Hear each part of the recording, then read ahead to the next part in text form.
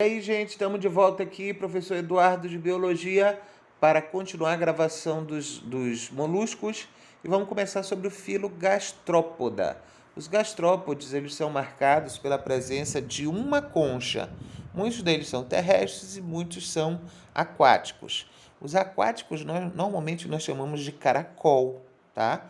E alguns desses gastrópodes são importantes porque causam uma grande problemática ambiental, que eles comem muitos vegetais. Outros são na alimentação, que é o caso, por exemplo, do escargot, que é um caracol, né? É um gastrópode, que é muito comum na culinária francesa e muito requintada, considerado um prato muito requintado. E é um carinha parecido com esse aqui, pulmonata, tá? Esse aí da ponta, esse é bem parecido com eles, né? Então, eles têm a presença de conchas, uma única concha, na maioria das vezes essa concha é espiralizada e é secretada pelo manto, tá? E serve como uma estrutura de proteção. E eles podem entrar dentro dessa concha quando se sentem ameaçadas.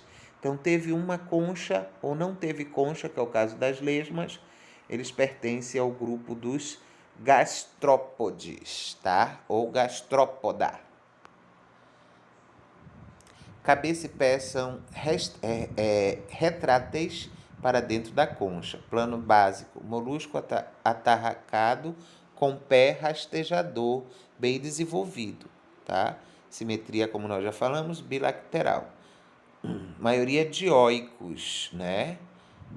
Brânquias, redução de um par de bipéctilos para único biseptina, único monopectina esquerdo. Tá ok? Durante o desenvolvimento, a massa visceral vira 180 graus. Então, a massa visceral é como se fosse o corpo dele mole.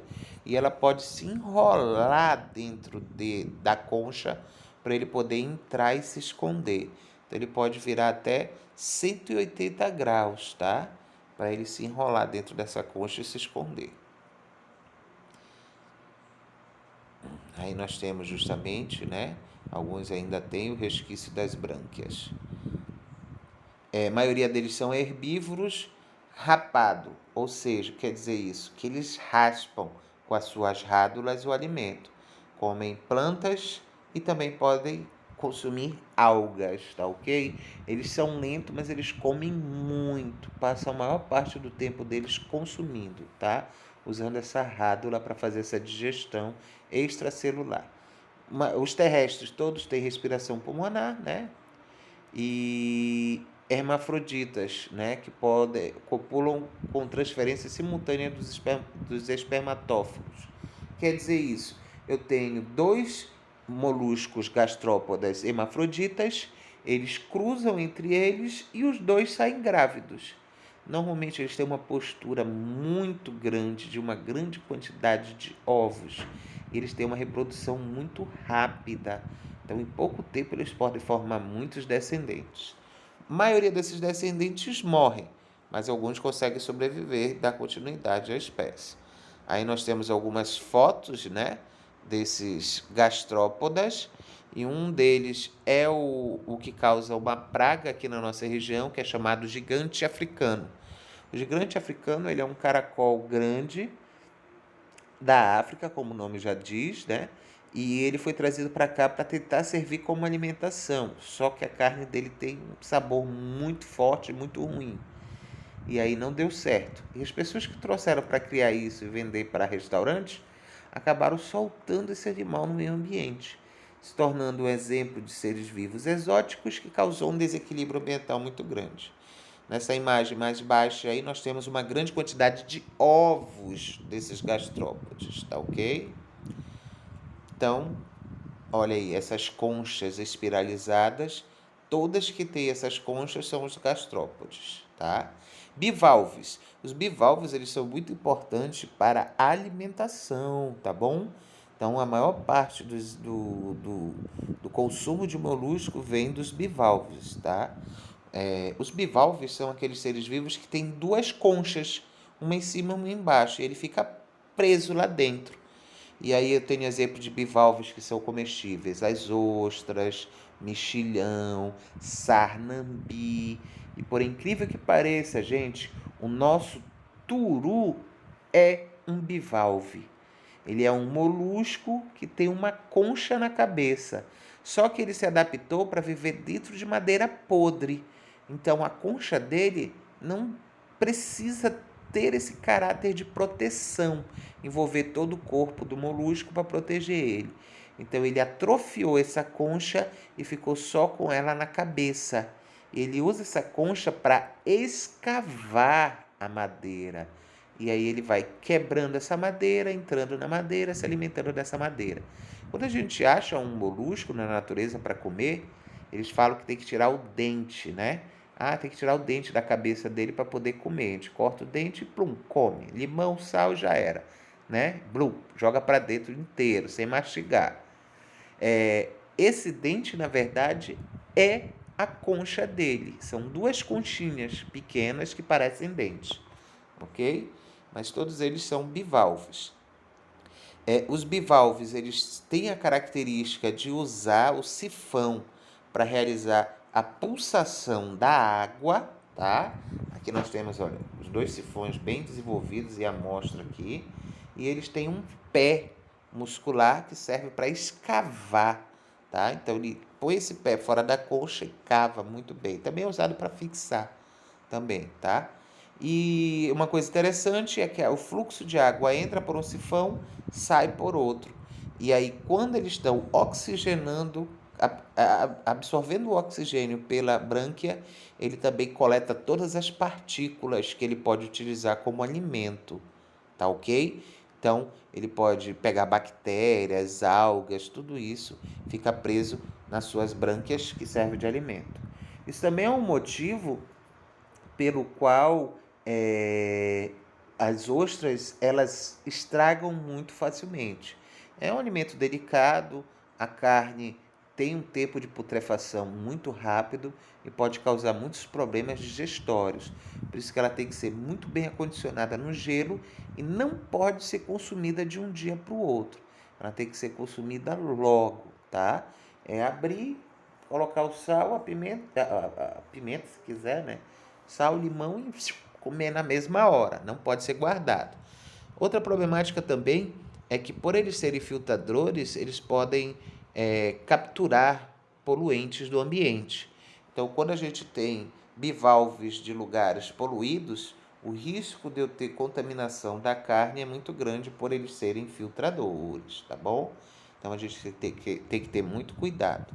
Aqui em Salinas, ela é muito apreciada, tá? Vendida na praia, R$ 1 uma ostra. O cara vai, abre da hora e come. Sempre tem que estar no isopor com gelo, tá bom? E agora a gente já tem alguns criadouros aqui. A gente cria já ostra, né? A gente tem até um festival chamado Festival da Ostra aqui em Salinas, tá? Não apresenta cabeça bem definida, pequena cefalização. Não apresenta rádula, porque eles são filtradores, tá? Eles não são ativos, não ficam indo para todos os lugares. Concha com duas válvulas, então uma concha de cima e uma concha de baixo. Umbo é uma parte mais velha da concha e crescimento se dá por deposição de linhas concêntricas ao seu redor. Gente, os bivalves, por eles serem altamente especializados em estrutura de concha, eles são muito usados em artesanatos. E alguns até consideram que essa parte interna secretada pelo manto, que é bem lisinha, é semi-precioso, tá? Mas o que é mais caro de todos eles sempre vai ser as pérolas. Trato digestório ciliado, movimentação dos alimentos através do cílio. Então, eu tenho o cílio no trato digestório que vai fazer essa movimentação justamente para realizar a digestão. Um estômago bem definido, bem desenvolvido, sistema circulatório completo e a utilização do sifão para realizar a captura desses alimentos. Um coração espalhado, lacunar, em que eu tenho a saída do sangue, né? Esse sangue é hemocélico, tá? Ele não tem células especializadas de transportes de oxigênio. Reprodução deles. Normalmente os gametas são lançados na água, são coletados pela ostra durante o sifão, que são separados, usados para fecundar. Forma-se uma larva que vai ser lançado na água, que ela vai nadar até formar o ser vivo adulto, tá? Larva trocófila, tá? Ela apresenta uma forma jovial. E nosso último grupo, cefalópodes. Os cefalópodes significam pés na cabeça, tá? Então eu tenho desenvolvimento de pés musculares muito ativos, muito fortes, em pares, né? Podendo ter 4 pares, né? Que são 8 pés, né? E que eles saem diretamente da cabeça, tá? Os principais representantes são o polvo e a lula. Aí vocês estão vendo aí nessa imagem uma lula gigante. Olha só o tamanho dessa lula, gente. Bem maior do que um ser humano. Os seus tentáculos, né? Esses tentáculos são pés musculares modificados para defesa, captura. Uma coisa interessante é que muitos cefalópodes conseguem alterar sua cor. Então eles têm um sistema de camuflagem muito grande. Outra coisa interessante, a lula não tem concha, mas o polvo tem uma concha interna, fica dentro do corpo deles. E outra coisa bem interessante é que eles modificaram o sifão deles. E eles usam o sifão deles por uma estrutura que é denominada de jato-propulsão. Eles têm um impulso muito grande quando eles capturam uma grande quantidade de água e esguicham essa água pelo sifão, fazendo com que eles sejam muito rápidos. Também apresentam tinturas, né, que servem para expelir na água, encobrir, para eles realizarem a sua camuflagem. Estrutura originalmente a partir do pé, que como tal está ausente, pé embrionário, que dá origem aos braços ou tentáculos, né? São os pés modificados, que são chamados de tentáculos, e que ficam ao redor da boca, daí o nome cefalópodes, pés da cabeça. Porção posterior forma um funil muscular, abertura da cavidade do manto, fica lá no final, tá? Locomoção, jato-propulsão, tá? Presas, capturado pelos braços, tentáculos, macerados por um par de mandíbulas e depois pela rádula. Então eles são muito vorazes, eles consomem muitos peixes, consomem outros moluscos, como por exemplo os bivalves, eles comem muitos bivalves.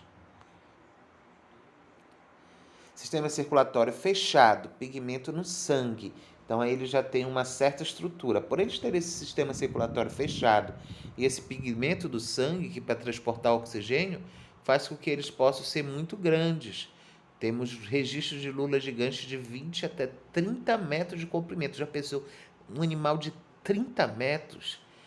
Acredita-se que essas lulas gigantes deram origem à mitologia do Kraken, né? Que é um polvo ou uma lula marinha que destruía barcos. Hoje a gente sabe que eles não tendem a atacar seres muito grandes como uma embarcação, nem procuram seres humanos. Também são animais de profundidade muito grande.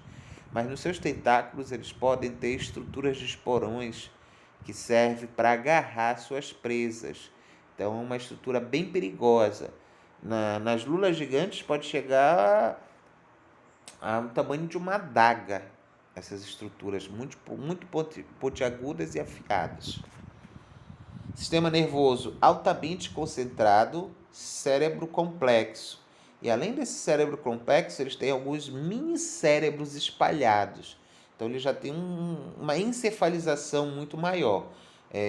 Pensam muito, têm uma estrutura de pensar bem desenvolvida e alguns povos são considerados até muito inteligentes. O sistema nervoso controla os cromatoforos, possibilita a mudança rápida de cor, tá? Como eu falei, a camuflagem dele. presença de glândula de tinta que serve para se esconder. Gônada ímpar, muitos são semioparo, reproduzem uma única vez e morrem, tá? Só tem uma glândula.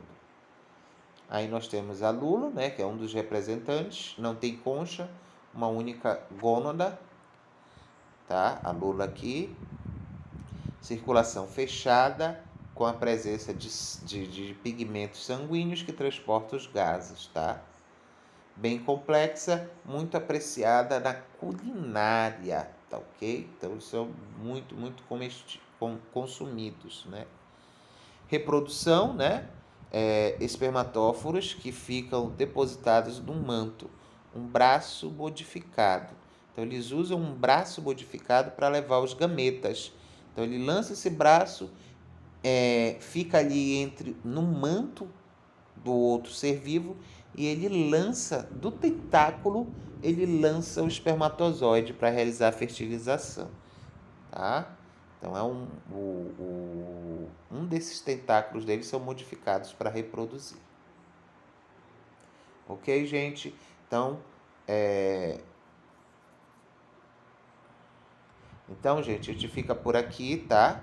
Aqui, olha, a doença barriga d'água. Ele fica nesse gastrópode, né?